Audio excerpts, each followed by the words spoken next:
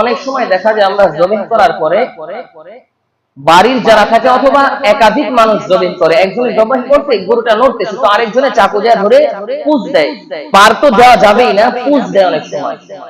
এখানে মাসআলা হলো যে প্রথমে জবাই করলো সেও বিসমিল্লাহ বলা লাগবে, দ্বিতীয়তে যে জবাই করলো তারও বিসমিল্লাহ বলা আবশ্যক, যদি যে কোনো একজনে বিসমিল্লাহ ছেড়ে জবাই হবে না। এটা অনেক সময় হয়ে থাকে, আমরা দেখি একজনে জবাই করতেছে গরুটা নড়তেছে তো আরেকজন আবার চাকু চালায়, অহরহ এরকম হয়ে থাকে।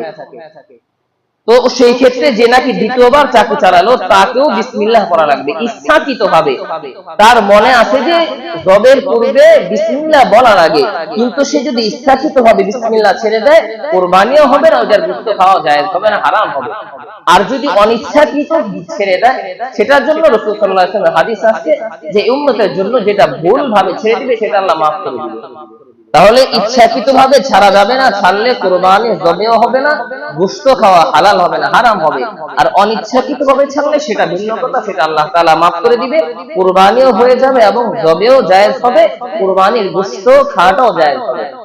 তাহলে এই দিকে আমরা একটু খেয়াল রাখবো। অধিকাংশ সময় এরকম হয়ে থাকে, আমরা দেখে থাকি যে একজনের পরে আরো একজন কি করে ওই জবের জায়গায় আরো একজনের চাকু চালায়।